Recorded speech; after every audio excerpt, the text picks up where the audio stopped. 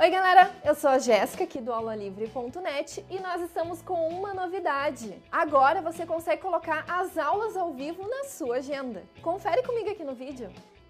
Acesse o aulalivre.net e clique em entrar. Caso você seja cadastrado, você pode fazer o login com o seu Facebook, o Google ou com a sua conta cadastrado. Caso você não tenha, é só criar uma conta gratuita. Uma vez logado, você vai entrar no mural e aí dessa forma é só clicar nas aulas ao vivo. Então aqui vocês vão ver todas as aulas que são programadas e aí é só clicar em agendar. Vai aparecer várias opções como o Google, Yahoo, Outlook. Vocês podem clicar na que vocês utilizam. Depois que eu cliquei em Google, vai aparecer as opções de agendamento no meu calendário e aí basta clicar em salvar que eu vou receber a notificação dessa aula ao vivo. E pronto! Assim a aula ela fica agendada no meu calendário e eu recebo a notificação ou pelo computador ou pelo celular. Fácil, né? Então, galera, não tem mais desculpa. É só acessar a plataforma e agendar as suas aulas, ok?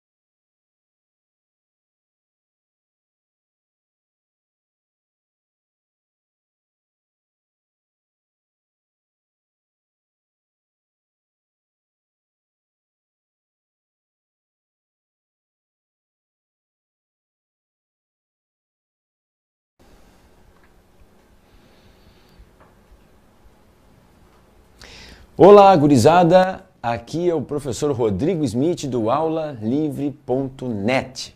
Tem uma galera aí que está na espera dessa aula, né? Afinal de contas, essa semana é a semana das ciências da natureza e da matemática, é claro, no Enem. E aí então todo mundo está esperando essa nossa revisão, porque afinal de contas vocês sabem que matemática é uma coisa absolutamente do nosso dia a dia, é uma coisa corriqueira, é uma ferramenta útil em N partes do conhecimento, na engenharia, no troco do pão da padaria, no troco do ônibus e assim sucessivamente. As linguagens do português, é a nossa língua mãe, mas só se consegue pensar em química se eu tiver alguns conhecimentos básicos dessa ciência, alguns conhecimentos básicos de química. Mas observe que às vezes, mesmo que haja uma situação tão simples como, aqui no sul a gente vai lá e toma um chimarrão, né? Ou toma um cafezinho, passa um café, aí tu vai dizer, mas que coisa simples, é uma coisa natural. Mas atrás de cada processo desses tem um intuito químico, tem uma situação que a gente possa interpretar. E é justamente nesse sentido que o Enem nos aborda cenas do cotidiano que eles possam colocar um contexto, uma situação e nos pedem para que a gente interprete tecnicamente, né? Então, vamos lá, a gente vai falar um pouquinho sobre as principais partes, né, que serão abordadas na nossa prova de domingo, na prova de Ciência da Natureza, em especial na parte das ciências do que tange a química. Primeira coisa são os estados físicos da matéria, né, o famoso sólido, o líquido e o gasoso, que são os estados fundamentais de agregação molecular, de forças de coesão. Existem estados intermediários, como o estado físico da fumaça do cigarro, como o estado físico da gelatina, como o estado físico, enfim, da clara do ovo, né? E assim sucessivamente, que são os estados coloidais. Então, a gente precisa estar bem característico, bem seguro destes estados da matéria e das suas transformações também, porque eventualmente eles dizem lá, o ciclo da água, que aí a água dos rios, lagos, oceanos evapora. Evaporar é uma coisa e vaporizar é outra coisa. Então, só para a gente fazer um feedback, só para a gente fazer uma revisão bacana, dá uma olhadinha aqui comigo, ó. Estado físico sólido, onde a gente tem as maiores forças entre as moléculas. É o estado físico onde as moléculas se encontram absolutamente mais próximas, com a menor agitação molecular, com as maiores forças entre as moléculas. O estado físico líquido, de energia cinética intermediária, que os sistemas já possuem uma certa fluidez. De acordo com o tipo de força entre as moléculas, eu posso ter um líquido que seja mais ou menos viscoso, que escoe mais ou menos. E o estado gasoso, que sempre é o estado de menor força de coesão, é o famoso estado do caos molecular, onde cada estrutura vive livremente, independente da outra, com um movimento livre, aleatório e desordenado. Esse movimento chama-se movimento browniano, né? Então, onde é que cai? Onde é que a prova nos aborda isso? Nas transformações da água, por exemplo, justamente lá na química ambiental, né? No ciclo da água. Quando a água evapora dos rios, né? Está acontecendo um processo que a gente diz que isso é uma evaporação quando é lento e natural, mas que quando se chega na temperatura de 100 graus, se fruto de um aquecimento, isso não seria mais uma evaporação, isso seria sim uma vaporização. Então existe uma diferença incrível entre uma coisa e outra. Evaporar, a água, ou fluido qualquer, em especial a água, que é o nosso maior tema, né? A água pode evaporar em qualquer que seja a temperatura, seja num dia frio ou seja num dia quente. Num dia frio, a velocidade de evaporação é menor.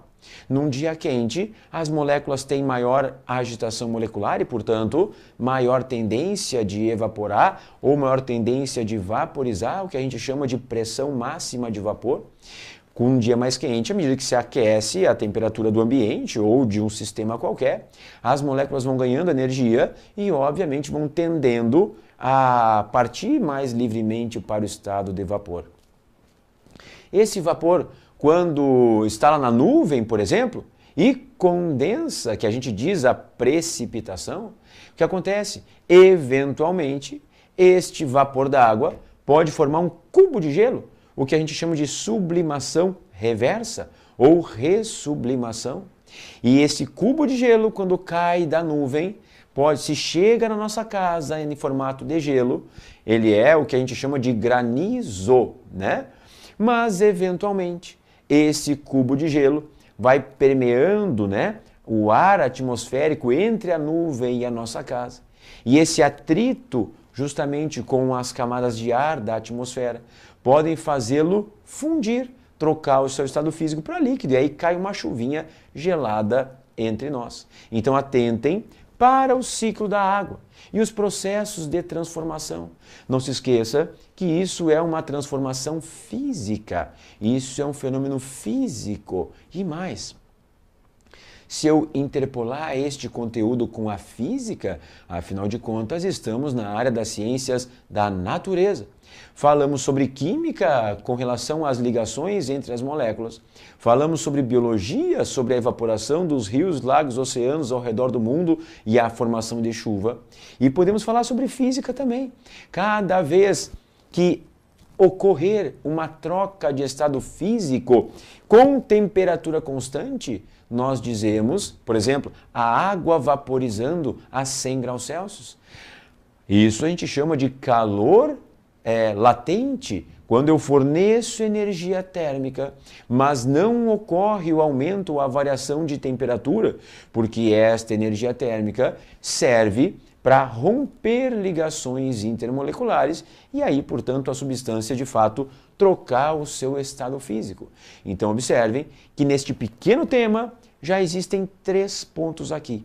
A química com relação às ligações intermoleculares, a biologia com relação ao ciclo da água e a física com relação aos tipos de calores. Quando eu forneço uma energia e ocorre variação de temperatura, e isso a gente chama de calor sensível.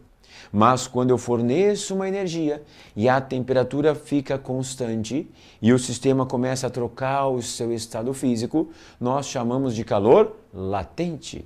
Então observe, não é por acaso, a área das ciências da natureza é uma área interdisciplinar. É uma área que trafega, que transita sobre vários temas, sobre vários pontos de vista, pensando num único sentido. Falamos sobre a água nessa primeira parte do nosso encontro de hoje, na nossa parte da revisão. Se a gente seguir um pouquinho, vamos entrar um pouquinho na estequiometria, um pouquinho no ajuste de coeficientes estequiométricos, né? E também eu faço um pequeno paralelo para que a gente fale um pouquinho de oxirredução. Este é um assunto recorrente que aparece nas nossas provas, lá nas pilhas e na eletrólise, né? Então isso é muito importante. Então não nos custa nada falar um pouquinho sobre o balanceamento de uma equação que tem 3 processos possíveis. O balanceamento pode ser pelo método das tentativas, onde eu vou observar cada um dos elementos químicos e vou tentar igualar do outro lado, porque existe uma regra maior que se diz que nada se perde, nada se cria, tudo se transforma. E de acordo com a lei da ação das massas, tudo que eu tenho de um lado tem que ser igual ao que nós temos do outro lado. Mas tem um método algébrico. O método algébrico é quando a gente faz um sistema de equações matemáticas, monta-se um sistema e resolve. Mas observe, quando a prova quer que a gente desenvolva um sistema de equações matemáticas, não é na prova de química que eles exigem isso, é na prova de matemática, nossa co-irmã, a qual vai constituir a metade da prova do Enem desse domingo. Então, para a gente fazer uma pequena revisão, eu vou colocar aqui a nossa equação para que a gente revise e faça o balanceamento pelo método da oxirredução. Ó, tá aqui a nossa equaçãozinha. Eu não coloquei os estados físicos, né? Nesse momento não é tão importante assim. O importante é que a gente lembre como é que se faz o balanceamento pela oxirredução. Primeiro ponto, se faz o cálculo do NOx de cada espécie. O que eu preciso saber? Lembrar, né? Espécie química do grupo 1, carga mais 1. Grupo 2, carga mais 2. Grupo 15, 16 e 17 da tabela, que a gente possui respectivamente 5, 6 e 7 elétrons. O seu NOx, quando ligado com alguém, quando na direita da fórmula, vai ter a sua carga correspondente ao que falta para chegar em 8, já que os átomos se ligam buscando sempre a estabilidade química, buscando sempre o octeto eletrônico. Então, os mais importantes são, né, oxigênio, menos 2, e quem mais? Os halogênios, menos 1, do grupo 17, nitrogênio e fósforo, do grupo 15, menos 3. Então, aqui, a gente vai calcular o NOx de todo mundo. Por exemplo, ó, substância simples. Pergunto, o que é uma substância simples? Substância é aquilo que tem fórmula. Simples, se a fórmula for feita de apenas um único tipo de átomo. Portanto, substância simples, cobre. Está isolada, não tem carga nenhuma. Isso significa que a espécie está em equilíbrio de cargas. O número de prótons que ele tem no núcleo é exatamente igual ao número de elétrons da eletrosfera. Portanto, NOx igual a 0. Os demais, eu deveria fazer um chiqueirinho, né? Uma pequena gradezinha para eu poder calcular as cargas. Mas não precisa, a gente faz de cabeça mesmo. Ó, oxigênio na direita da fórmula, menos 2. Como são 3, dá um total de menos 6. Hidrogênios, hidrogênio vale mais 1. E o nitrogênio, para somar com eles, empatar e dar 0, só pode ser mais 5, certo? Então, o cálculo do NOx é muito simples, é muito barbada. As continhas em química são feitas continhas de somar, subtrair, multiplicar e dividir, tá? NO, menos 2, mais 2. A água, com a água, exceto se houver um hidreto, não acontece nada. Então, ó, menos 2, mais 2, mais 1. Tudo bem. E aí vem o nitrato cúprico ou nitrato de cobre 2. Como é que eu calculo? Ó, vou fazer aqui em separado. Como é que eu calculo a carga desse tipo de situação? Observe. Ó, o cobre tem a sua carga igual a mais 2. É a famosa regrinha da tesoura, né? E aqui, que eu não estou escrevendo, mas a gente sabe que tem um cobre ali. Um cobre é a carga do ânion nitrato. Então, observe, as cargas se entrecruzam e tornam-se as suas atomicidades. Observe, o cobre já é mais 2, está pronto. O nitrato é menos 1 vezes 2 mais 2. Tá, fechou? Equilíbrio de cargas. Mas observe, você vai me perguntar, Rodrigo, quanto é que vale o N do nitrogênio? Veja bem. Da onde veio esse NO3, esse nitrato? Veio daqui, ó. Então é porque a carga é absolutamente a mesma daqui, ou seja, mais 5. Senhor, como é que eu posso ver isso? A gente calcula a carga em separado, ó. NO3, tudo isso é igual a menos 1. Então observe, menos 2 vezes 3 menos 6. E o nitrogênio tem que ser quanto para somar com menos 6, empatar e dar 0? Mais 5. Mais 5 com menos 6 dá menos 1. Ou seja, este cobre tem carga mais 2, que veio daqui, e o ânion nitrato menos 1 vezes 2, menos 2. Mas vou te dar uma dica, observe. Se não mudou a fórmula do nitrato, se ele é nitrato ainda, NO3, a carga do nitrogênio só pode ser mais 5. Todo nitrato tem carga mais 5, não pode ser diferente. Então isso é só para a gente relembrar como é que se calcula o NOx se tiver parênteses na substância, tá? Feita a primeira parte, então agora nós vamos dar uma olhadinha no segundo tópico. Verificar as variações de NOx, as variações de carga. Então, veja bem, ó, quem é que está variando? Vejamos, o cobre passou, ó, de 0 para mais 2. Se o cobre passou de 0 para mais 2, o que está acontecendo? A carga está aumentando. E se a carga está aumentando, é porque o cobre está oxidando. Quem oxida é aquele que perde elétrons. E no caso, a variação aqui foi de 2 elétrons. Eu já posso dizer que o reagente que se oxida é chamado de agente redutor. Professor, o senhor não se enganou? Claro que não. Aquele que está se oxidando, que está perdendo elétrons, é o que está provocando o ganho de elétrons por um outro alguém, por uma outra substância. Então, o reagente que se oxida é o nosso agente redutor. Tudo bem? Quem mais está variando? Quem está variando é o nitrogênio, ó. Nitrogênio passou de mais 5 para mais 2. Então pensemos, se o nitrogênio era mais 5 e agora é mais 2, a carga dele diminuiu. Então, se o NOx diminuiu, é porque o nitrogênio reduziu. Quem reduz é porque ganha. E se ele reduziu, neste caso, a variação de 5 para 2, a variação é 3 elétrons. Se o ácido nítrico é o nosso reagente que está se reduzindo, eu posso chamá-lo de agente oxidante. Legal. E agora, qual é o objetivo, qual é o fundamento do processo de oxidação? Não é fazer essa trabalheira toda.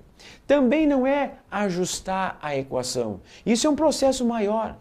O objetivo de um processo redox é que o número de elétrons ganhos seja exatamente igual ao número de elétrons perdidos. Esse é que é o objetivo. E agora, como é que a gente ajusta isso? Como é que a gente arruma isso? Assim, ó, a gente multiplica invertido. Veja bem, os cobres que variaram 2, eu coloco como coeficiente 3. Portanto, ó, 3 cobres de um lado e, obviamente, 3 cobres do outro lado. Então, o cobre que se oxidou, eu estou multiplicando por 3, porque foi a variação do nitrogênio. E os nitrogênios que variaram 3, eu coloco 2. Mas atenção, muito cuidado. Coloco 2. Quando eu coloco 2 aqui, não posso eu refletir e colocar 2 aqui. Não. Veja bem, ao colocar 2 aqui, eu fico com quantos nitrogênios nos produtos? Ó, 2. E aqui no meu dedo, ó, 1 vezes 2, 2, vezes 3, 6. 6 mais 2 são 8. E os 8 nitrogênios que aqui estão vieram de um único lugar, que é do ácido nítrico. Portanto, se eu tenho 8 nitrogênios de um lado, tem que ter 8 do outro lado. Então, do outro lado é 8, a soma total dos hidrogênios. Não se esqueça que tudo se transforma. E observe, neste momento, a oxirredução acabou, mas ainda a equação não está ajustada. Observe com atenção que ainda existem espécies para a gente ajustar. Quem é que não foi ajustado aqui agora até então? A água. E aí você vai me perguntar, Rodrigo, por que a água não foi ajustada? Simplesmente porque a água não se oxidou e nem reduziu. Ou seja, é o que a gente chama de um espectador. Está ali só assistindo. A água a gente ajusta por tentativas. Observe, 8 hidrogênios de um lado que foram parar na água. Portanto, 8 de um lado, 8 do outro, eu coloco aqui 4 vezes 2, 8. E observe, eu nem citei os oxigênios, mas os oxigênios se encaixaram por osmose. Veja bem, quantos oxigênios eu tenho ao todo? Olha para o meu dedo. 3 vezes 8, 24. E aqui, ó, 4 mais 2, 6. E aqui 3 vezes 2, 6, vezes 3, 18. 18 mais 6, 24. Fechou. Observando, a nossa equação está ajustada. Ela é o ajuste, é aquele que eu encaixo os menores números inteiros possíveis. Mas o que me interessa comentar contigo, falando ainda sobre uma revisão de oxidação, é o seguinte, veja bem, olha para cá um segundinho. Aqui, quem é que está se oxidando? O cobre. Quem é que está se reduzindo? O nitrogênio. Este tipo de situação é um caso onde eu posso dizer que está havendo uma oxidação total e uma redução parcial. Professor, que história é essa? Como assim oxidação total? Observe, quantos cobres eu tenho no reagente? 3. Quantos cobres estão se oxidando? Os 3. Por isso, dizemos uma oxidação total. E agora observe, quantos nitrogênios tem nos reagentes? 8. E destes 8, quantos estão se reduzindo de fato? 2. Então, isso é uma redução parcial. Isso significa que oxidação total, que todos os cobres se oxidaram. E redução parcial quer dizer que dos 8 nitrogênios que nós tínhamos, apenas 2 se reduziram, 6 permaneceram intactos na forma do ânion nitrato, no nitrato cúprico, nitrato de cobre 2, certo? Então, veja bem, para que a gente faça o ajuste de coeficientes, existem 3 métodos. Tentativas, que a gente sempre prefere esse, oxidação, que foi no intuito da gente revisar a oxidação e redução, e o método algébrico, que é através de equações matemáticas, né? Mas aí, observe com atenção, isso serve quando? Quando é que a gente vai ter que ajustar a equação? Na parte quantitativa da prova, principalmente na parte de estequiometria, que a gente precisa de um fenômeno químico e precisamos dele bem ajustado. Jéssica. A Fernanda perguntou se seria muito diferente se tu fizesse na grade. Comentou que poderia fazer pelo método de grade, né? Se seria muito diferente, seria melhor ou pior do que esse método que tu fez. É a Fernanda? Fernanda, é assim, ó, o método da grade, da gradezinha, né, que a gente chama do chiqueirinho, é assim, ó, H2O. E aí, observe, a gente faz uma gradezinha, ó, só para caracterizar bem direitinho quanto vale cada espécie, né? Então, olha bem, um oxigênio vale menos 2. Eu tenho um oxigênio só, então menos 2 vezes 1 dá menos 2. Depois, o total dos hidrogênios para somar e dar zero é mais 2. Como eu tenho 2 hidrogênios nessa fórmula, cada um vai ser mais 1. Ou seja, o método da grade é apenas calcular o NOx fazendo em gradezinha. Mas isso, quando a gente não está muito acostumado, a gente faz pela gradezinha para não se confundir, mas agora na véspera já da prova quase, a gente já está estudando faz bastante tempo, então a gente já faz de cabeça, né? Já vai fazendo, caso tu não se esqueça que você tem 3 minutos para resolver uma questão. Eu também faço o Enem junto com os alunos, né? Estou fazendo também. Então, a gente tem 3 minutos para resolver uma questão. Se eu fizer pela grade, vai chegar no mesmo resultado. Só que vai demorar um pouquinho ou até um poucão bem a mais, né? E aí a gente vai perder, ao invés de 3 minutos, vai demorar 5, 6 ou até mais minutos, ok? Legal. Vamos falar um pouquinho sobre a sequência do balanceamento. Quando é que a gente aplica isso? A gente aplica nas questões quantitativas, né? A gente aplica na parte quantitativa, ou seja, na parte da estequiometria. Estequiometria, se eu for observar a etimologia da palavra, metria quer dizer medida, e stekion vem de stoikos, do grego, que quer dizer elemento. Portanto, num português bem claro, é a medida dos elementos. Mas, se você quiser uma sequência para fazer, né? Então, primeiro, escrever a equação química que representa o fenômeno. Na prova do Enem, as equações, a maioria das vezes, já vêm escritas, exceto se for uma muito simplesinha, tipo a combustão do gás de cozinha, a calcinação do calcário, a síntese da água, enfim, quando são estas bem simplesinhas, a gente mesmo é que escreve. Quando for uma equação mais complicada, normalmente eles já colocam para nós na prova. Fazer o balanceamento com os menores coeficientes estequiométricos para a nossa conta não ficar gigantesca. E depois estabelecer as proporções e montar a famosa regrinha de 3. Né? Então, basicamente, estequiometria e a química como um todo de nível de ensino médio é a química, a ciência master das regrinhas de 3. Diferente da física, que tem um monte de expressões matemáticas que a justificam. Então aqui tem, por exemplo, um probleminha, né? Que diz assim, qual será a massa de água em gramas produzida a partir de 8 gramas de hidrogênio? Veja bem, esta é uma equaçãozinha tão simples. Ó, hidrogênio mais oxigênio formando água. A pergunta é, qual é a massa de água formada a partir da reação de 8 gramas de hidrogênio? 8 gramas de hidrogênio. Observe, eu coloquei a pergunta em cima de quem ele perguntou. A informação em cima de quem ele informou.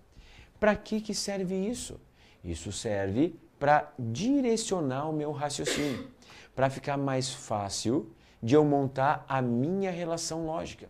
Então, a equação, sob o aspecto qualitativo, do tipo quem reage, quem se forma, está legal. Hidrogênio com oxigênio tem coerência de formar água. Não posso formar CO2, por exemplo, onde é que viria um carbono. Mas a equação não está ajustada. Então, veja bem, ó, aqui, ó, escuta aqui comigo, ó. Eu tenho 2 oxigênios de um lado, legal. 2 agora do outro lado. Só que quando eu coloco aquele número 2, quem é que veio na carona? O hidrogênio. Então, se antes haviam 2 hidrogênios, agora são 2 vezes 2, portanto, 4. 4 hidrogênios de um lado, 2 vezes 2 do outro deu 4. Então, as proporções definidas são 2, 1, 2. 2 mols de hidrogênio, 1 mol de oxigênio e 2 mols de água. Tá tudo certo? Feita a primeira parte, feito o balanceamento, agora o que eu preciso? Interpretar o que o teste está me perguntando. Observe, neste exercício, ó, qual será a massa de água a partir de 8 gramas de hidrogênio? Veja bem, eles querem alguma informação, algo, qualquer coisa que seja, sobre o oxigênio? Não, absolutamente não. Então, nesse momento, o oxigênio esquece, nem precisa contar com ele. A relação que eu preciso fazer é massa de hidrogênio com massa de água. Esta é a relação que eu preciso estabelecer. E agora, na nossa regrinha de 3, veja bem, a regrinha é de 3. Então, quantas informações a gente precisa? 3. Destas 3, quantas saem da equação química? 2. 2 saem da equação, por isso que ela é tão importante e tão necessária. Uma é a informação do problema e a quarta é a pergunta que ele faz. Portanto, ó, equação química e dados do problema. Então, veja bem, vamos interpretar. Ó, só leitura. 2 mols de hidrogênio estão para 2 mols de água. Tudo certo, tudo tranquilo. Só que agora, estes 2 mols de cada espécie, eu vou traduzi-lo para qual grandeza? Massa, mol, moléculas, átomos, litros para gases. Depende do que eles estão nos propondo. Então aqui é massa com massa. Então, ó, massa do hidrogênio, 2 gramas. Da onde que eu tiro esta informação? O Enem não nos disponibiliza tabela periódica. Então, eles colocam as massas na própria questão. Água, massa molar é 18. Então, observe, quando 2 gramas de hidrogênio reagem com oxigênio suficiente, eu formo 18 gramas de água. Ou caso tu queira considerar o número 2, quando 4 de hidrogênio, 36 de água. Dá no mesmo. Porque se a relação é 2 para 2, é a mesma que se fosse 1 para 1, 5 para 5, esses valores vão se anular na nossa continha. Agora, 8 gramas, que é a informação que o problema nos deu, vai gerar uma massa X. Observe, a nossa relação estequiométrica é 4 está para 36, da mesma forma que 8 está para X. Observe, 8 é o que de 4? É o dobro. Então a massa formada será o dobro de 36, que no caso é 72. Ah, professor, mas eu não vou conseguir enxergar isso na hora da prova. Então, multiplica invertido, né? Já que isto é uma regrinha de 3, simples e direta, ficará 8 vezes 2 vezes 18, dividido por 2 vezes 2. Ó, corto 2 com 2, e aqui vai dar, posso até cortar aqui, ó, o 2 com esse 8, que vai dar 4. Isso aqui no nosso exemplo vai dar 72 gramas de água, que seria a resposta do nosso teste. Então veja que estequiometria é muito simplesinho. Mas por que que você, aluno, e não só você, mas todos os estudantes do mundo, têm dificuldades em interpretar questões de estequiometria? Por uma coisa muito simples. Essa conta todo mundo é capaz de fazer. É simplésima. O que transforma uma questão fácil em uma questão difícil não é a conta que eu tenho que fazer, porque as contas sempre são de somar, subtrair, multiplicar e dividir. As contas são o que transforma um teste fácil em difícil, não é a conta em si, e sim o enunciado. É o que vem em cima da conta. É o problema que eles vão contextualizar. Às vezes é bem simplesinho, é uma pergunta bem técnica, e às vezes eles contam uma história gigantesca, na qual eu tenho que interpretar, fazer uma relação, extrair dados e aí sim começar a parte química da história. Portanto, não é a química o problema e tampouco a matemática. O fator diferencial aqui em química é o português, tá? Muito bem, falamos de estequiometria. Jéssica, tem perguntas? Tem uma dúvida do Ismael sobre ainda os estados físicos, mas é uma dúvida bem interessante até. Ele perguntou qual é a relação dos estados físicos com os fenômenos químico-físico-naturais. Muito bem. Pergunta do Ismael é uma pergunta interessante. Qual é a relação dos fenômenos químicos com, não sei, Jéssica, o que é que ele disse? Físico de fenômenos naturais. Bom, os fenômenos naturais são fenômenos químicos e físicos, pois quando a gente, não é por acaso, que a gente está na área das ciências da natureza, né? Isso significa que qualquer fenômeno químico é um fenômeno da natureza. Qualquer fenômeno físico também é um fenômeno da natureza. Mas pode acontecer que em uma reação química se transforme, se mude o estado físico das substâncias. Isso é verdade? Claro. Por exemplo, quando eu queimo uma folha de papel, carbono, né? Quem é que a gente forma? forma gás carbônico, CO2. Então, este fenômeno natural, que nada mais é do que uma combustão, que é uma queimada, que é uma oxidação enérgica, ao mesmo tempo que está transformando a matéria em ligações químicas, mudando a estrutura, mudando a fórmula dos compostos químicos, também está trocando o seu estado físico. Porque, afinal de contas, uma folha de papel é sólida, ao passo que o gás carbônico é um gás.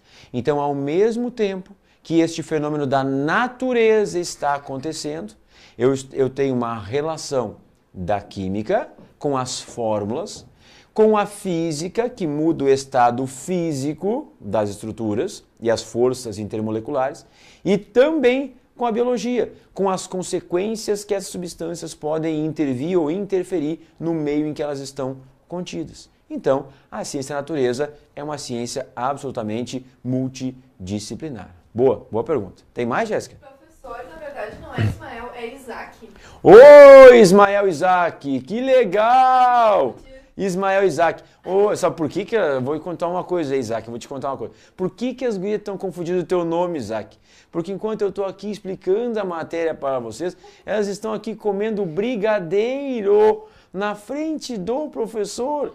E ainda fazendo pão de mel. E ainda fazendo assim, ó, professor, quer um brigadeiro? Eles se confundiram, tipo, tão doideiras, as meninas estão tendo um teto, o teto do brigadeiro, tá? É isso aí. Valeu, Isaac. Valeu pela pergunta. Bom, agora nós vamos falar um pouquinho sobre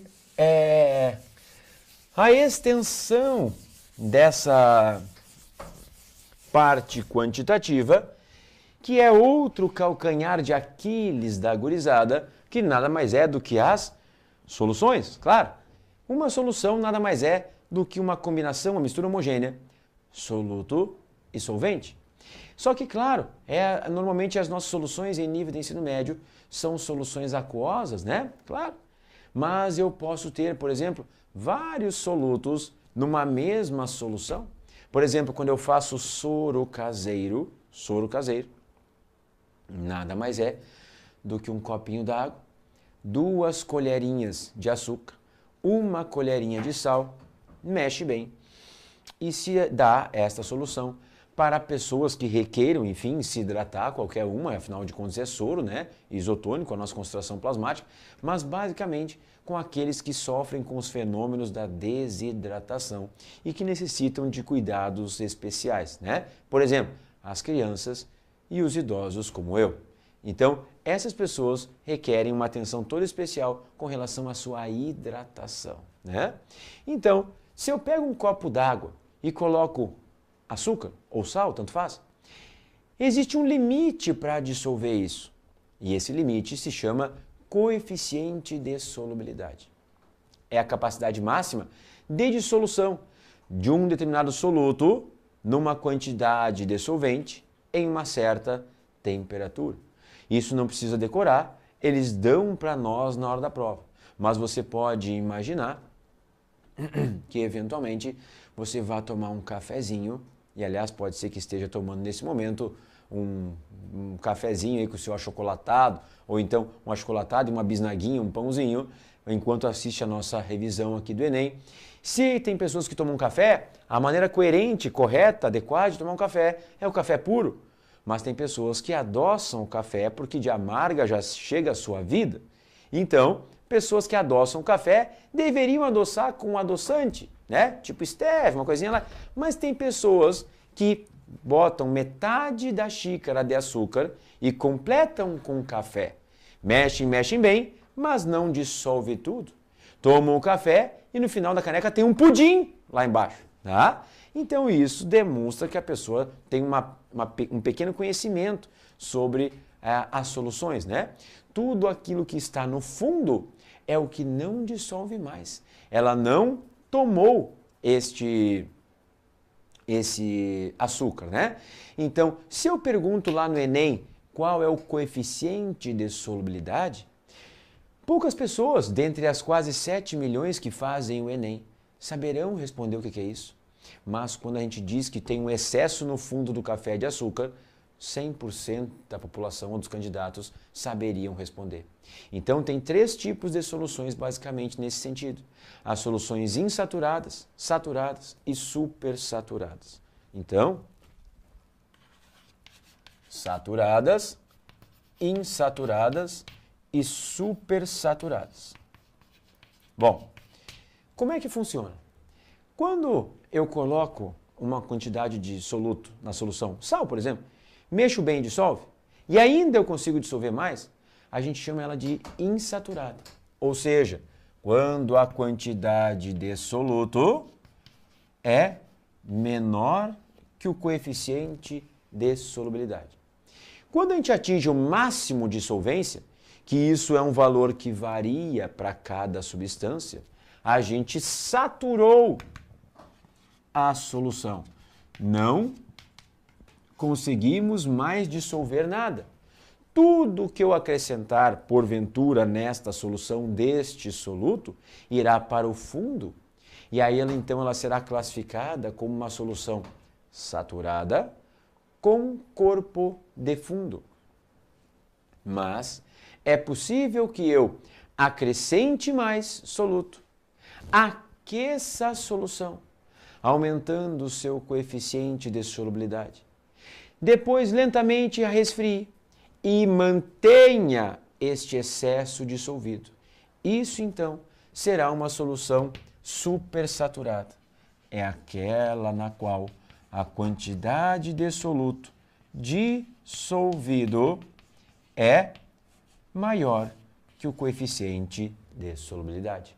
Eventualmente, as provas nos colocam gráficos.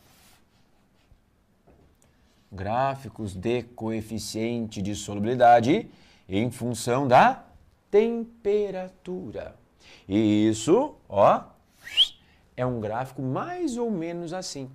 E saber interpretar gráfico é uma das habilidades que o Enem nos cobra. Então, observe, por favor, exatamente nesta linha, é a linha máxima. Esta linha é a linha da solução saturada.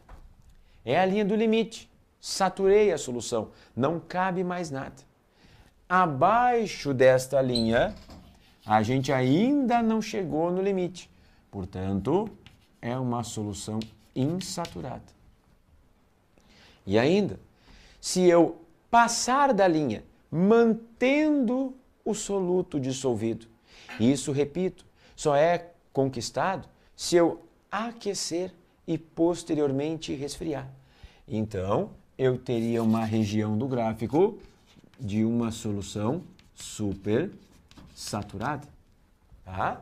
Então, isso é fundamental que a gente saiba. Às vezes, esses gráficos têm o sentido crescente de dissolução, cuja dissolução é endotérmica, absorve calor. Às vezes, a linha é decrescente e a dissolução seria exotérmica. E às vezes não há variabilidade na dissolução, uma linha contínua, retinha, né? Sem coeficiente angular, praticamente, ou zero.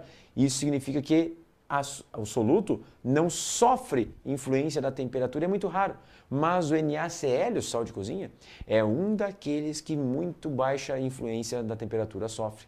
Um gráfico mostrando assim, por exemplo, seria, dentre tantos exemplos, o nitrato de potássio, que é um medicamento para controle da pressão arterial, ok? Bueno, falando sobre isso, agora a parte teórica, vamos falar um pouquinho sobre a parte prática. Fala, Jéssica. A Larissa perguntou por que a solubilidade do açúcar em água é diferente com a solubilidade do sal em água. Muito bem, Larissa, muito bem. Cada substância química, de acordo com a sua natureza, o que quer dizer natureza? De acordo com a sua fórmula, com a sua origem e principalmente com as ligações químicas que a compõem, possuem diferentes características frente à solvência na água, devido justamente ao volume que a sua molécula ocupa e principalmente à sua polaridade. O NaCl, o sal de cozinha, é um composto iônico, polar, solúvel. Já a sacarose, que é o açúcar do açucareiro, é um glicosídeo, é um açúcar, é uma união de ósis, uma macromolécula que ocupa um baita de um espaço na solução. Então, por isso, existem solubilidades distintas, de acordo com a natureza de cada substância e principalmente com a característica de suas ligações químicas, tá? Boa, Larissa, valeu! Bom, falando um pouquinho sobre a parte prática, aliás, aproveitando esse gancho, essa pergunta que a Larissa nos fez, da diferença da solubilidade entre o sal e o açúcar, por exemplo, deixa eu contar um pequeno segredo, já caiu em prova. Não assim com esta forma que eu estou perguntando, mas sobre uma parte mais técnica, né? Dizendo assim, se eu tiver uma solução saturada de açúcar, o que significa isso? A solução é 100% saturada, não cabe mais nada. Se eu puser açúcar, não dissolve. Mas se eu puser sal, dissolve. Então, a característica de saturação ou insaturação de uma solução serve para determinado soluto. Para alguns solutos, para outros solutos não. Né? Então, se eu tenho a saturação de um soluto na solução, se eu puser outro de outra natureza, de outra fórmula, é possível dissolver também. Tá? Bom, falando um pouquinho da parte dos tipos de concentração, as duas mais simples são concentração comum em grama por litro e concentração molar em mol por litro. Mas antes de seguirmos, eu quero fazer uma pequena revisão matemática contigo. Longe de mim de ter pretensão de fazer uma revisão de matemática com vocês. Isso será na sexta-feira, né, gurias? Sexta-feira, não perca às 6 horas a revisão de matemática. Mas tem algumas coisas, ferramentas básicas, como eu já falara, a matemática é uma ferramenta multidisciplinar, uma ferramenta do mundo. Observe, quando a gente divide duas grandezas de um mesmo lado de uma igualdade, isso descreve uma relação diretamente proporcional. Então isso vale sempre, em qualquer área do conhecimento. Toda vez que tivermos grandezas variáveis, né, x e y, por exemplo, dividindo-se do mesmo lado de uma igualdade, a relação entre elas é diretamente proporcional e mais, neste exemplo, na mesma faixa de linearidade, justamente porque o expoente dessas álgebras é 1. Agora, se eu tivesse x multiplicando y de um mesmo lado de uma igualdade, aí nós teríamos uma relação inversamente proporcional. Observe, uma grandeza aumenta e a outra diminui na mesma faixa de linearidade. Uma duplica, a outra reduz-se a metade e assim sucessivamente. A física se baseia muito nesses conceitos. Por exemplo, expressão da física, força é massa vezes a aceleração. Isso significa, massa e aceleração, grandezas inversamente proporcionais. Aí você vai me perguntar, Rodrigo, qual é a relação que existe disso com as soluções? Tudo a ver. Observem essas duas expressões. Ambas se dividem. E o que isso significa? Que a concentração comum em grama por litro ou a quantidade de matéria por volume em litros, que é a molaridade mol por litro, ambas se dividem. Logo, a relação entre elas é diretamente proporcional, tá? Então, observe, aqui a gente tem um probleminha, né? Bem tranquilo, bem simples da gente deduzir, para a gente calcular, né? Então, olha só, no preparo de uma solução aquosa, foi usado 0,4 gramas de cloreto de sódio como soluto. Sabendo que a concentração da solução resultante é 0,05 mol por litro ou molar, determine o volume final da solução. Bem, primeiro, vale a pena a gente salientar que se produz uma solução num balão volumétrico, que fique, ó, a parte do balão aqui nos nossos olhos, para que não ocorra o erro de paralaxe, né? O menisco da solução deve ficar aqui direitinho. Mas o Enem simplifica as coisas e faz as suas soluções num copinho de Becker. E, aliás, eventualmente, aparece até o desenho do copinho com uma mãozinha e uma colherinha adicionando uma quantidade X de soluto. Portanto, vamos fazer o nosso pequeno desenho. Ó, eu tenho aqui uma colherinha. Estamos colocando 0,4 gramas de quem? Cloreto de sódio. Esta substância vocês conhecem. Então, é o nosso sal marinho, sal de cozinha, né? E 0,4 gramas de cloreto de sódio. E eles disseram que a solução possui uma concentração 0,05 mols por litro. E eles perguntaram qual é o volume da solução. Ora, muito simples, muito barbada. A gente faz via regrinha de 3. Como é que funciona? Que fácil. Veja bem, o que isto significa? Ó, 0,05 mols por litro, o que significa? Que em 1000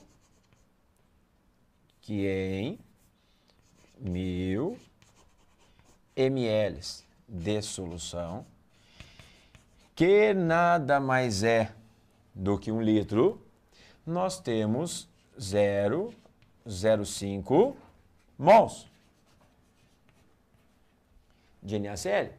Quanto é que é a massa molar do NaCl? O Enem vai te dar. Ó, o Na é 23 e o Cl é 35,5. Portanto, ó, vezes 58,5 gramas. Em 1 litro de solução, nós temos esta quantidade de soluto de NaCl. Ao fazer essa continha, a gente vai achar mais ou menos 2,9, arredondando, 3 gramas do sistema, né, de NaCl. 2,92, tipo isso. Eu estou apenas fazendo aproximadamente, né? Se eles estão nos dizendo que o sistema tem 0,4, em 0,4 gramas, ó, quanto que nós teremos de volume? X. Estabelecemos uma regrinha de 3, simples e direta. Ao fazer essa conta, ó, X é igual. Verifique que estamos fazendo em ml, né?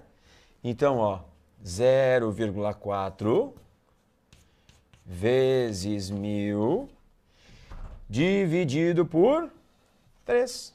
Isso vai dar mais ou menos 140 ml.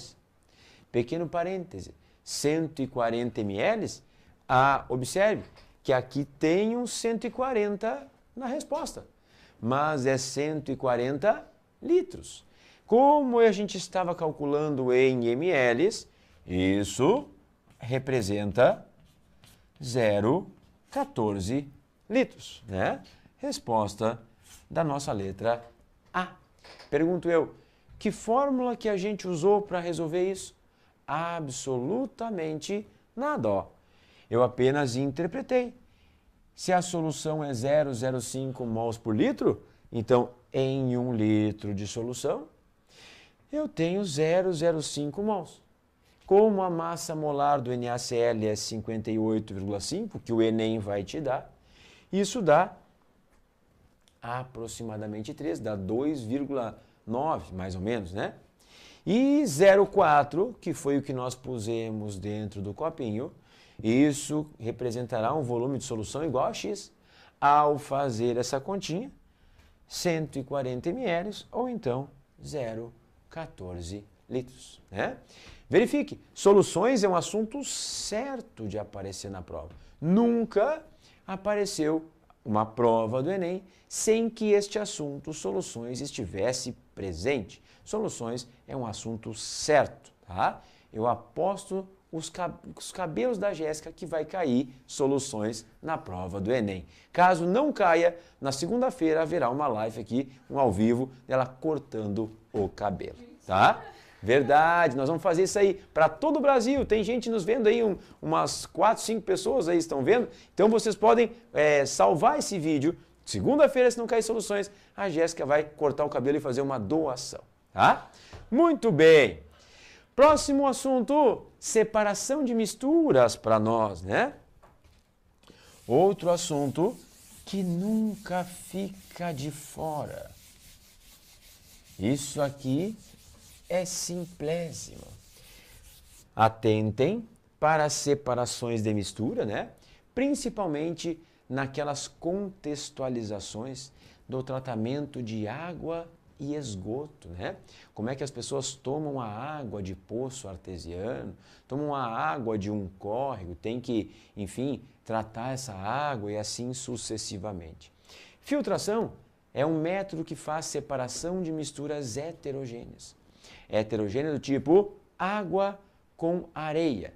A gente pega um meio auxiliar, né, que é o funil, um funilzinho, um papel filtro e filtra. Claro que a partícula maior ficará retida no papel.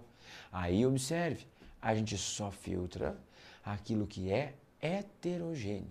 Por exemplo, se eu tenho um refrigerante de laranja, eu não vou dar nomes nem marcas aqui, porque senão esse programa deveria ser patrocinado, né? Então, se eu pego um refrigerante de laranja, por exemplo, e vou, ali aparece, né? Esse produto tem tanto por cento, tantas laranjas, suco natural de laranja. Se eu filtrar aquilo ali, ficarão laranjas retidas no nosso filtro? Não. Por que não? Porque só se filtra, só se recolhe no filtro, para nós em nível de ensino médio, aquilo que é heterogêneo. De acordo com a dimensão do poro do filtro, eu posso ter uma maior abrangência ou menor, né?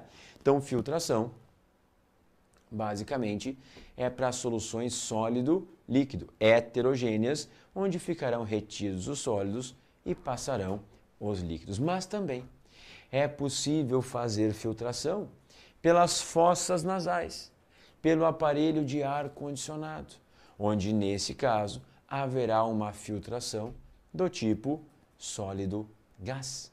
E aí é claro que o sólido fica retido nos pelos do nariz, né? Então, ou no filtro do ar-condicionado. Este é o nosso objetivo. Decantação. O que é isso? Decantar é deixar em repouso o material, né? O que significa deixar em repouso?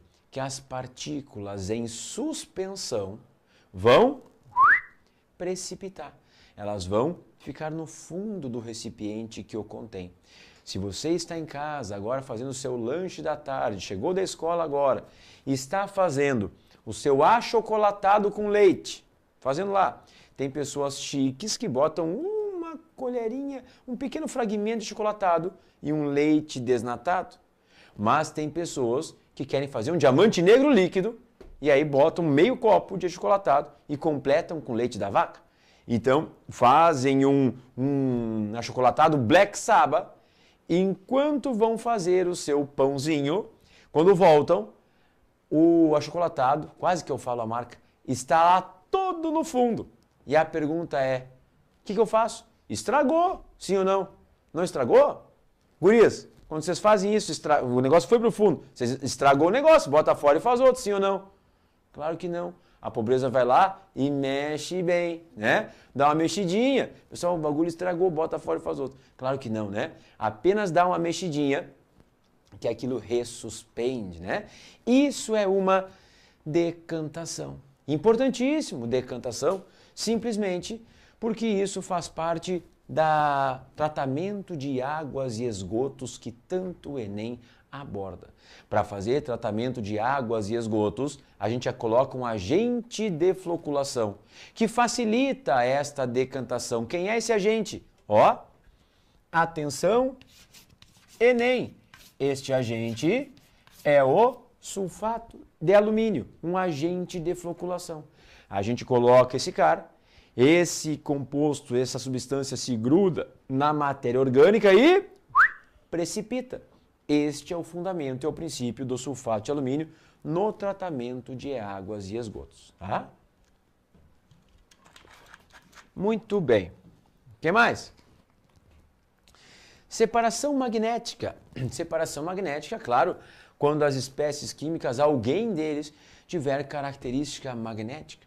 Às vezes não precisa nem separar, é apenas uma identificação. Você aí mesmo que vai fazer Enem, quando tem um detector de metais, ajusta-se o campo magnético para que possa ser detectado se você está usando aparelhos ortodônticos de metal e passa o sensor por perto. Não apita quando você passa na porta giratória da sua agência bancária.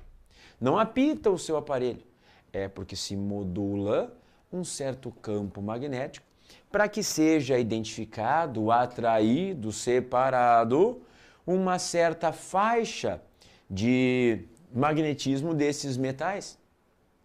Em geral, se opta por modular esse campo para que se identifiquem metais pesados, obviamente que são aqueles que constituem as armas de fogo, né? Este é o fundamento. Flotação, pessoal, nada mais é do que um método auxiliar. Por exemplo, se eu tenho, ó, aqui, brita e serragem ou casca de arroz. É uma mistura heterogênea. Eu poderia separar por ventilação, mas aí se perde, né? Então, se coloca um líquido com densidade intermediária que não dissolva nenhum deles, pois caso dissolva, isso não será uma flotação, será uma destilação, será uma dissolução fracionada. E então, ó, o sistema ficará assim. As pedras ficarão no fundo, a água aqui e a casca de arroz em cima. É um método preliminar.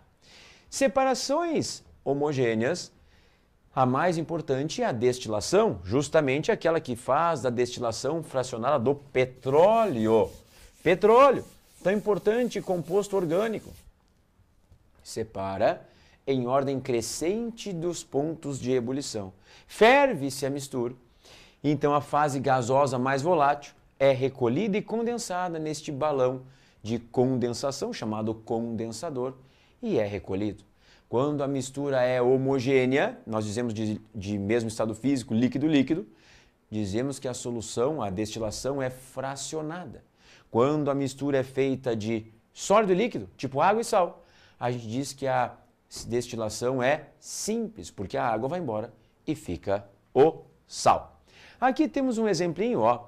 Para um químico, ao desenvolver uma análise, é importante verificar se o sistema com o qual está trabalhando é uma substância pura, é uma substância, ou se é uma mistura, pois toda substância é pura. Dependendo do tipo de mistura, podemos separar seus componentes por diferentes processos. Assinale a alternativa que apresenta o método correto de separação de uma mistura. Bom, existem N, né? Uma mistura homogênea pode ser separada através de decantação. Não se decanta mistura homogênea, tá? É como se eu tivesse, vou dar o mesmo exemplo de antes, né? Se eu tenho um refrigerante de fruta, tipo de uva ou de laranja, e deixar ele parado, por acaso as laranjas ou as uvas irão para o fundo, o cacho de uva? Não. Então não se decanta mistura homogênea. Mistura álcool e água pode ser separada por filtração simples. Não. Essa mistura forma um azeótropo, que é aquele cara que tem o ponto de fusão variável, o ponto de ebulição constante. É dificílimo separar a água e o álcool. Eu deveria colocar um co-solvente na destilação fracionada. Mistura heterogênea entre gases pode ser separada por decantação. Aqui tem mistura heterogênea de gases, isso não existe, porque mistura de gases sempre é homogênea e não heterogênea, tá? Agora cuidado, mistura heterogênea contendo gases, aí é outra coisa. Mistura entre gases jamais será heterogênea. Podemos afirmar que ao separarmos fases sólidas e líquidas de uma mistura heterogênea, elas serão formadas por substâncias puras. Não quer dizer. Não quer dizer. Por exemplo, se eu tenho água, sal e açúcar. Se eu tirar a água por evaporação, ficará o sal e o açúcar. E o sal e o açúcar ficando no copinho, isso não é uma substância pura, isso é uma mistura. Um dos métodos mais empregados para a separação de misturas homogêneas sólido-líquido é a destilação. Bingo! E mais, se a mistura é homogênea sólido-líquido, é a destilação e mais de que tipo? Destilação simples, ok? Beleza. Ligações químicas, o que eu preciso saber? A gente sempre busca o octeto, a gente procura o octeto para atingir a estabilidade. Metais se oxidam, perdem elétrons, ficam positivos. Não metais são eletronegativos, se reduzem, ganham elétrons no intuito de conquistar a sua estabilidade. Ligação iônica aqui do NaCl, o sódio tem um elétron para doar, já que ele mora no grupo 1, e o cloro, um para receber, já que ele mora no grupo 17 da tabela periódica. Um retículozinho muito simples, uma transferência única, uma ligação iônica acontece quando a gente liga metal com não metal. Ligação covalente, quando se compartilha elétrons. Quando que se compartilha elétrons? Quando se ligam átomos não metálicos. Por exemplo, no caso da água. Aproveitando o ensejo, a água é tortinha assim, justamente porque aqui sobre os oxigênios ficam dois pares de elétrons, o que faz com que a água seja considerada uma geometria angular. Ligação metálica é o famoso retículo metálico, onde cada nó ou nodo da estrutura fica positivo, porém com elétrons semilivres no modelo chamado mar de elétrons ou gás eletrônico. Uma questãozinha para a gente brincar. O sal de cozinha, o ácido clorídrico e a glicose apresentam em suas estruturas respectivamente quais ligações? Veja bem, sal de cozinha, NaCl. NaCl, sódio metal, cloro não metal, iônico. HCl, hidrogênio não metal, cloro não metal, covalente, compartilhamento. E a glicose só tem átomos de elementos não metálicos, portanto, mais uma vez, compartilhamento de elétrons, ou seja, covalente. Tá? Aqui a resposta seria iônica, covalente e covalente. Polaridade das ligações, né? Isso mostra a solvatação dos íons, no caso, o cátion sódio em meio solvente de água. Isso a gente chama solvatação. O que é solvatação? A orientação de moléculas de água ao redor de cátions e ânions em solução. É o que está mostrando aqui, né? Uma espécie química polar dissolve e é dissolvida em outra espécie polar, a famosa regrinha do semelhante que dissolve semelhante, tá? Sobre a estrutura das ligações covalentes, aqui temos um exemplo, ó, molécula apolar do O2, átomos iguais, isso significa o par eletrônico é equidistante aos núcleos, ocorre um compartilhamento de elétrons. Nós dizemos que se a ligação é apolar, o momento dipolar da ligação é zero. O que é o momento dipolar? É a medida da força da polaridade da ligação. Ligações apolares têm momento dipolar igual a zero. Ligações polares têm momento dipolar diferente de zero, tá? E aqui, gurias, faltou meu sinal aqui. Então, a gente estava falando justamente sobre o HCl, né? Que é polar, no caso, justamente porque a gente tem o hidrogênio e o cloro. hidrogênio em sendo uma estrutura menos eletronegativa do que o cloro, isso significa que a gente vai precisar uma diferença, absolutamente uma diferença de cargas elétricas, uma diferença de eletronegatividade e positividade. E o que faz justamente com que esta diferença de eletronegatividade e positividade chegue à estrutura e descreva uma polaridade. Aqui, por exemplo, ó, H com Cl. Nós temos um parzinho eletrônico e este parzinho eletrônico parece compartilhado de forma igual, parece compartilhado de forma equidistante. Porém, observe, o hidrogênio é um átomo pequenininho, só tem um elétronzinho. E o cloro é um átomo muito maior, porém com muito mais elétrons.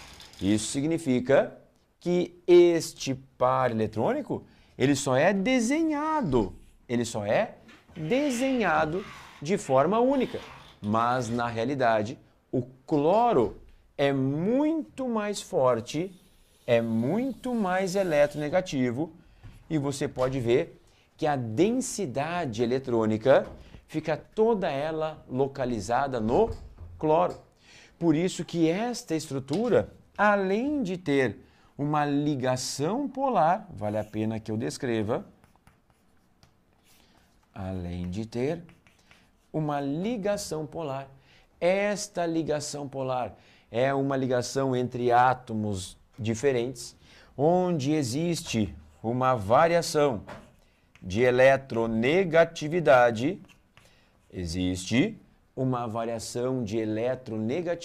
entre os átomos que participam da ligação. Justamente por haver essa diferença, é que surge um vetorzinho. Esse vetorzinho é um vetor imaginário e este vetor chama-se momento dipolar. O que é esse tal momento dipolar? Momento dipolar nada mais é, vou botar aqui, momento dipolar. Nada mais é do que a medida da força da ligação covalente, né? Se a ligação covalente é feita entre átomos iguais, o momento dipolar é igual a zero. Mas, se ela é feita entre átomos diferentes, que é o nosso caso, o momento dipolar é diferente de zero. A ligação, de fato, é polar. Como é que eu sei se a molécula é polar? É pela soma das suas ligações, pela soma dos seus vetores momento dipolar. É por isso que a gente diz que uma molécula entre átomos iguais, uma molécula simétrica, é uma molécula apolar e insolúvel. Já uma molécula assimétrica é uma molécula polar e solúvel, ok? Boa! Beleza! Agora, cinética química, para a gente falar um pouquinho. Cinética química é outro assunto bastante recorrente em prova. E o que estuda a cinética química? Cinética química estuda a velocidade das reações. Toda reação química tem uma velocidade, mesmo que a gente não a perceba, mesmo que pode ser que tem uma reação infinitesimal, né? Uma reação muito rápida. Por exemplo, uma explosão. Não dá para ver uma explosão, dá para ver a consequência que essa explosão gerou, o buraco na parede. Mas a explosão como um todo a gente não vê. Tá? Por exemplo, a fotossíntese a gente não vê, a gente só percebe experimentalmente, né? Outra, o crescimento de uma nova vida é uma coisa muito... A gente só observa, quem está de longe, quem está perto não percebe. Por exemplo, a formação de uma estalactite no interior de uma caverna demora séculos e a gente não percebe. Então, independente de quanto seja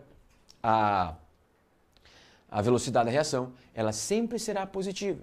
E ela vai ser uma variação da concentração pelo tempo, na verdade. O quanto que eu tinha no início, o quanto que eu tenho no tempo X qualquer e o tempo que transcorreu. Por exemplo, se eu começo a minha reação com 1000 gramas de um reagente e após 10 minutos ainda existem 600 gramas, é porque nestes 10 minutos eu gastei 400. Tinha 1000, ainda tenho 600, gastei 400. 400 dividido por 10 é porque eu gasto 40 gramas desse reagente por minuto de reação. Toda reação química é feita através de colisões e estas colisões podem ser eficazes, efetivas ou não. Uma colisão efetiva é aquela que forma produtos. Uma colisão não efetiva não forma produtos. Para que eu tenha uma reação, uma colisão efetiva, são necessárias 3 coisas. Que haja moléculas ao encontro em rota de colisão uma com a outra. O que mais? Um encaixe adequado entre essas moléculas e ainda uma energia suficiente entre essas estruturas. Se eu tenho essa colisão eficaz, que legal, formei produtos. E os fatores que influenciam nesta condição são eles, ó, a área de contato para os sólidos. Quanto maior a área de contato, menor é a granulometria, o tamanho da partícula, mais rápida é a reação. Concentração dos reagentes. Quanto maior o número de moléculas no meio reacional, maior é a população, o número de choques prováveis de acontecer. Temperatura.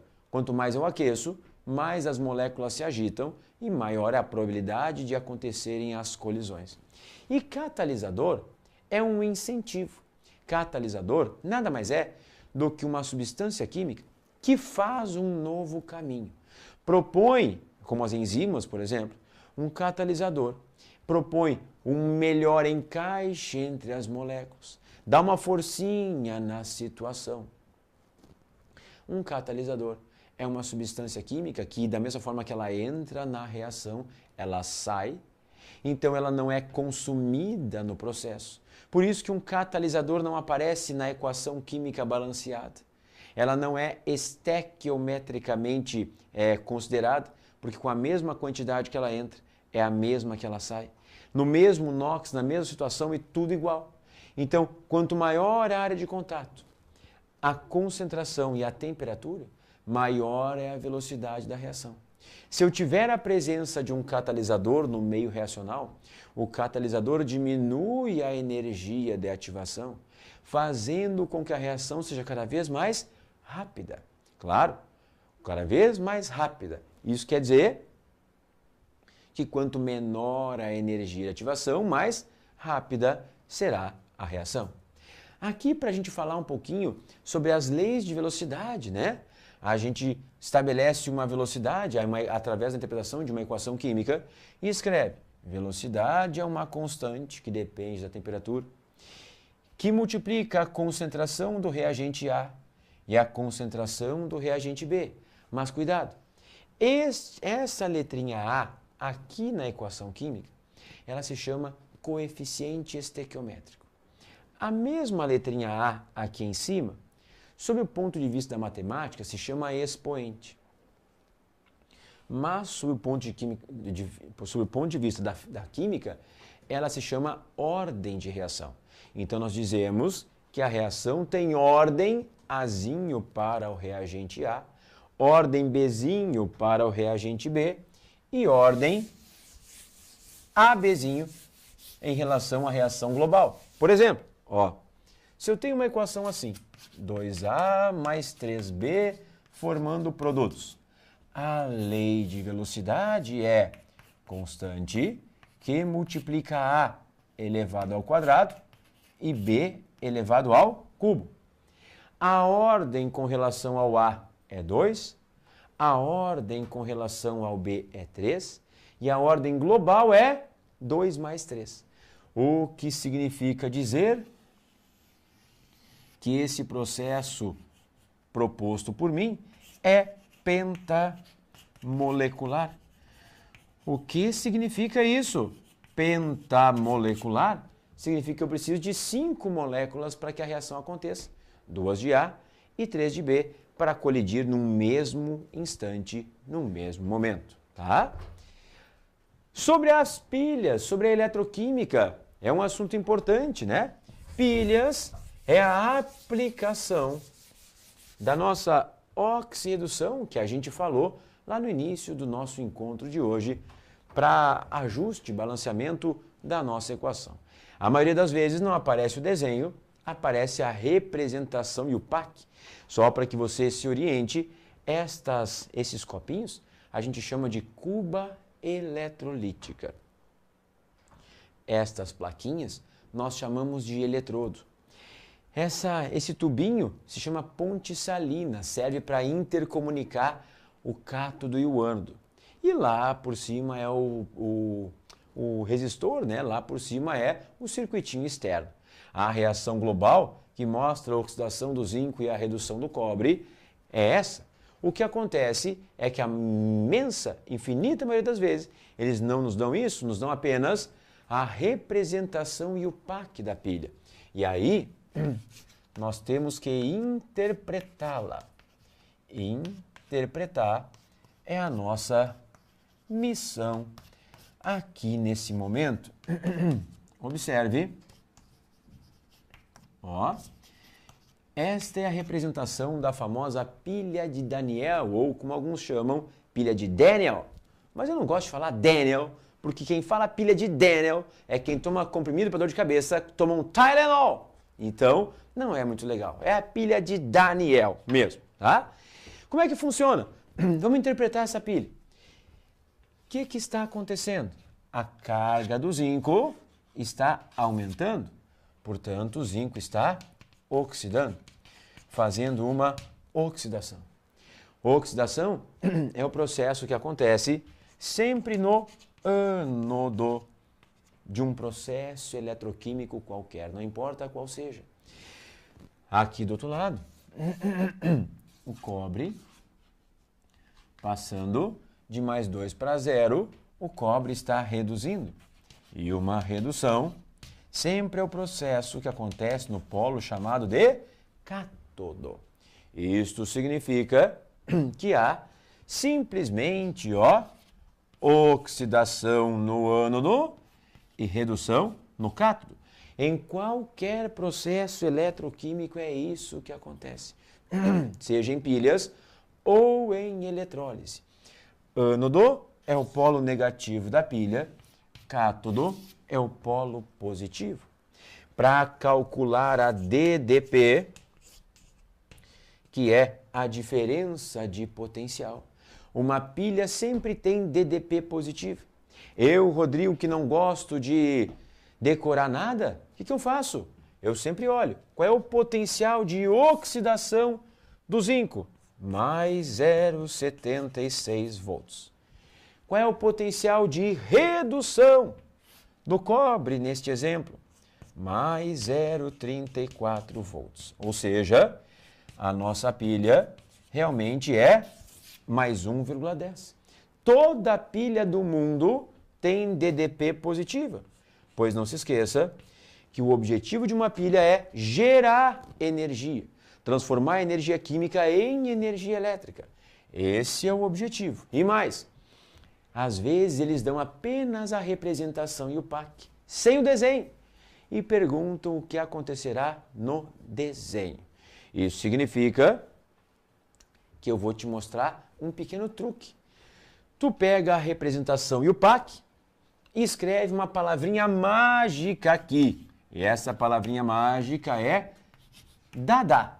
O que significa isso? D e A são as letras que começam as palavras, diminui e aumenta. Quando é uma estrutura sólida, eles me perguntam sempre sobre a massa. Quando é uma estrutura que esteja em solução aquosa, eles perguntam sobre a concentração. Professor, como assim? Eles vão lá e perguntam, sem o desenho, o que acontece com a massa do eletrodo de zinco lá no ânodo? A massa do zinco diminui. E a concentração dos cátions zinco mais 2 lá no ânodo aumenta, porque o zinco vai se oxidando. O que acontece com a concentração dos cátions cúpricos lá no cátodo diminui. E a massa do eletrodo de cobre que constitui o cátodo, a massa aumenta. Sempre é assim as pilhas tradicionais, mesmo essa que é a mais rudimentar, até as pilhas mais modernas acontecem da mesma maneira. Sempre uma oxidação no ânodo e uma redução no cátodo, seja em pilhas ou em eletrólise. Em eletrólise muda tudo. O sentido da corrente, o objetivo do processo, o polo, cátodo e ânodo, só permanece esta associação de letrinhas. No cátodo reduz e no ânodo oxida. Há quem goste de guardar, dizer que a eletroquímica é CRAL. O que quer dizer CRAL? No cátodo reduz, no ânodo oxida.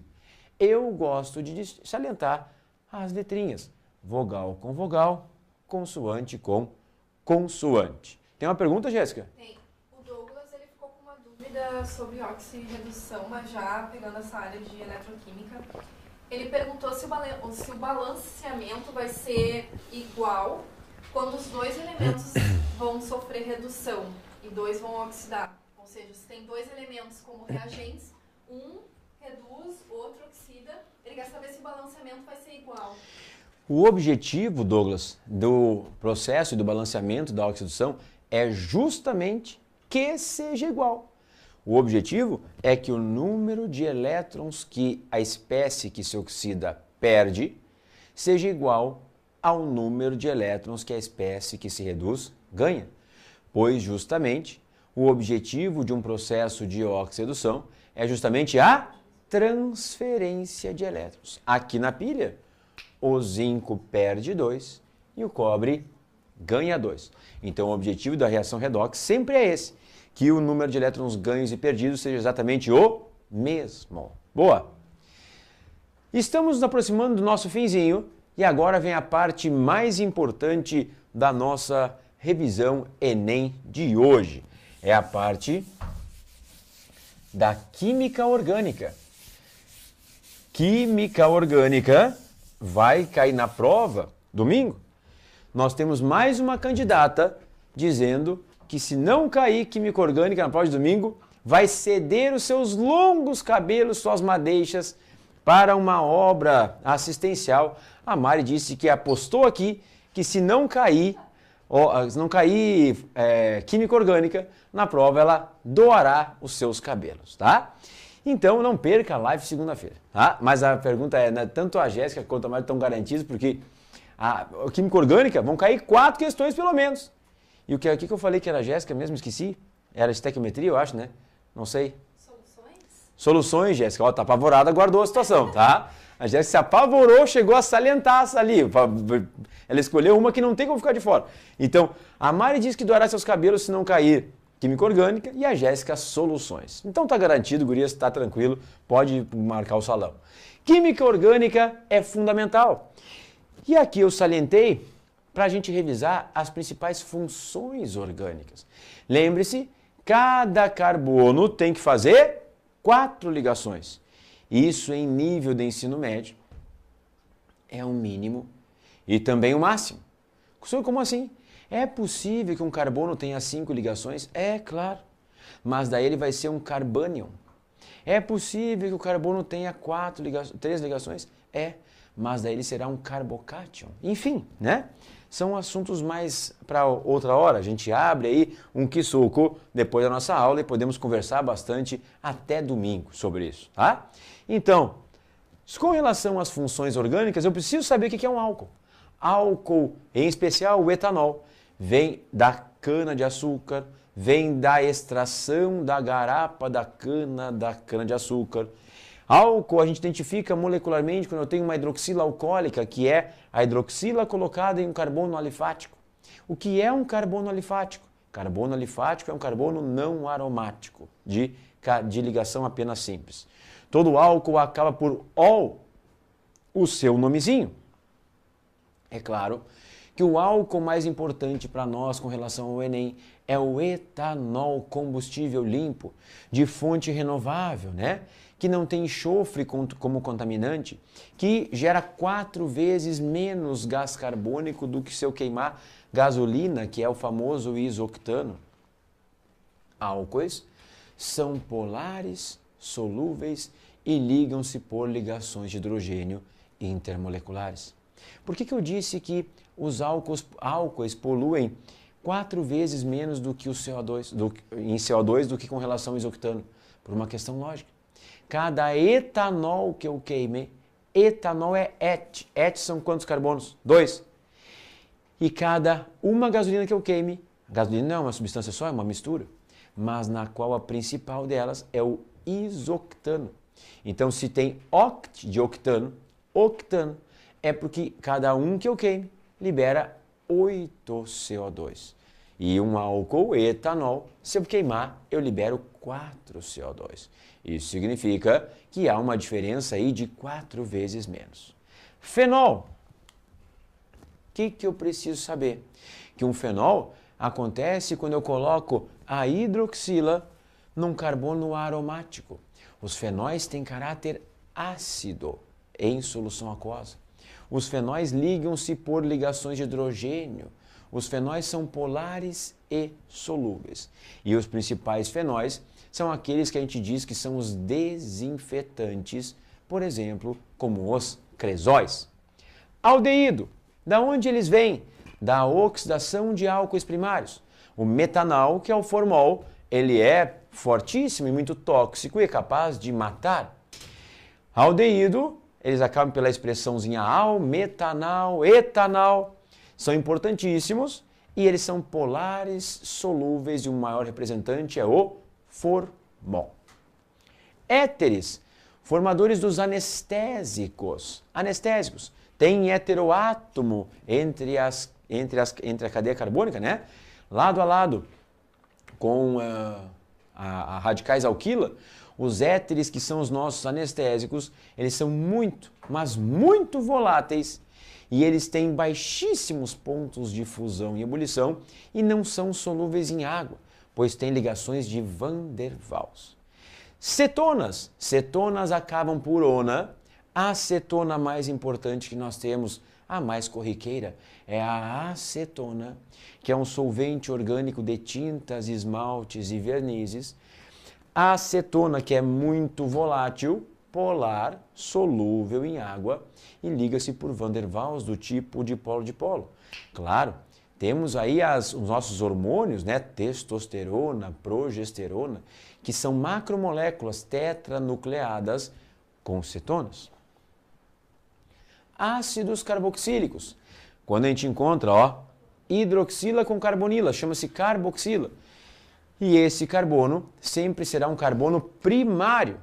Todo ácido carboxílico termina o seu nomezinho por oico. Oico. Então, temos 2 ácidos importantes para saber. O ácido metanoico, aquele da formiguinha, aquela formiguinha vermelhinha, pimentinha, que morde entre os teus dedos e dá um pequeno edema, ainda mais para quem é alérgico. E o ácido acético do vinagre, que caso serve, se ele serve para temperar salada, é óbvio, né? Aí a pergunta, faltou o ácido acético do vinagre, o que eu uso? Com o mesmo sentido, com o mesmo intuito, né? A gente usa limão, que tem o mesmo caráter de acidificar a salada. As últimas 3 são os ésteres, amina e amida. Éster são os nossos flavorizantes, os nossos aromatizantes, as nossas essências. Ésteres têm baixíssimos pontos de fusão e ebulição, são muito voláteis. O que é o flavor que eu chamo, né? Flavorizantes é quem dá o sabor, o paladar, né? Estes ésteres podem formar também o biodiesel, que nada mais é do que uma reação de transesterificação, né? E estes ésteres saem da reação de esterificação de Fischer. Que reação é essa? É a reação que eu combino ácido com álcool, formando éster mais água. Essa que é a reação de esterificação de Fischer. Nós dizemos que esta reação é uma condensação. O que é uma condensação em química orgânica? Condensação é uma união através de uma retirada de água. Esse é que é o nosso objetivo. Ésteres são muito, muito voláteis, baixíssimos pontos de fusão e ebulição e muito, muito, muito pouco solúveis. Aminas. Aminas, tudo que termina em ina é uma amina, exceto gasolina e naftalina. As outras substâncias que tu conhece, que tu já ouve falar, algumas boas, outras péssimas, cafeína, nicotina, heroína, cocaína, metanfetamina, dopamina, serotonina, todas elas são aminas e causam um certo potencial, uma certa tendência de desenvolver uma tolerância ou até mesmo uma adicção, ou seja, é um vício, né? Esta amina aqui é a fenilamina, que é popularmente chamada de anilina, que é um corante orgânico, né? Mas tem uma outra amina que é a trimetilamina, que é uma que tem o odor de peixe, aquele cheiro de peixe característico, é devido à trimetilamina. Logo, estas aminas, elas têm caráter básico, elas são bases de Lewis, elas são polares, são solúveis e têm diferentes basicidades de acordo com a sua característica. Uma amina primária é a mais básica, a amina terciária é a menos básica. A amina primária e secundária liga-se através de ligações de hidrogênio. A amina terciária liga-se através de Van der Waals. Tá? Polares solúveis, né? Claro. Imagine que dentro dos nossos vasos circulam hormônios e neurotransmissores, acetilcolina e tudo mais, hormônios que são e neurotransmissores absolutamente que são solúveis dentro do nosso corpo. E a amida? A amida é a última. A amida caiu na prova do Enem do ano passado, falando de uma reação com a colina, né? E eles mostravam a fórmula do ácido tetracíclico condensado, que era a colina, perguntando justamente aonde que nós poderíamos fazer uma reação de formação de amida. Observe, a formação de amida se estabelece nesta ligação, a ligação entre a carbonila e a amina. Uma amida precisa que haja, para que ela exista, precisa haver esta ligação. E aí, é claro, a única amida importante que a gente precisa saber é essa aqui, ó.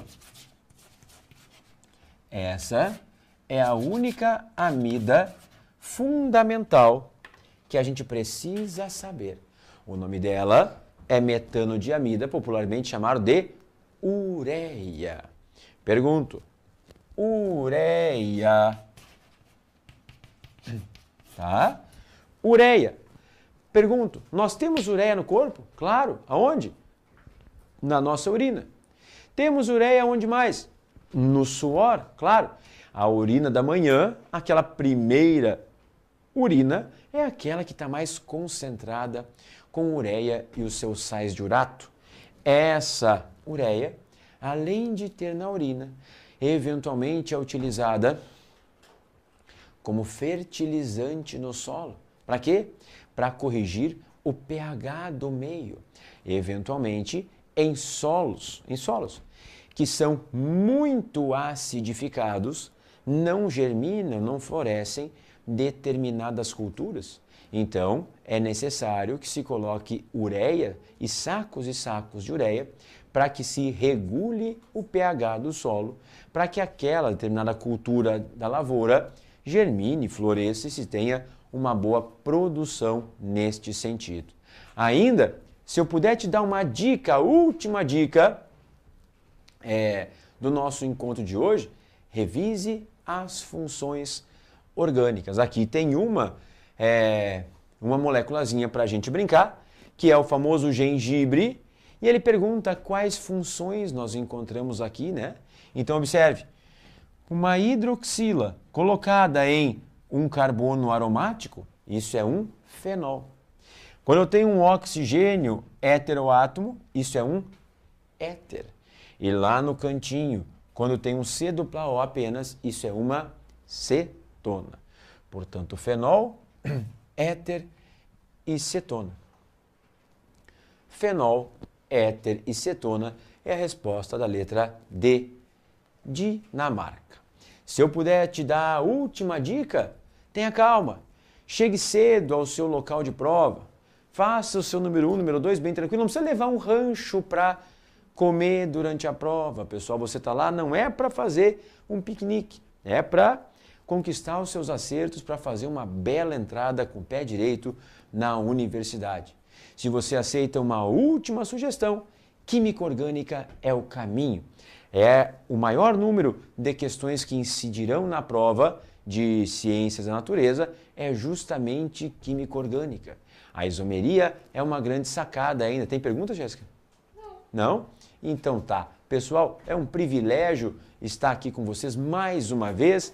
Tem uma boa prova de ciência da natureza, um belo Enem como um todo. E assim como tu estarás fazendo prova no domingo de ciência da natureza e de matemática, eu também estarei fazendo no mesmo momento, passando pelo mesmo sufoco, a mesma aflição que você. Portanto, se apertar alguma coisa, mentaliza que pede para o Sr. Rodrigo te ajudar, que eu vou te ajudar, tá legal? Então tá, queridos, um grande beijo, foi um prazer, um privilégio, até mais, tchau!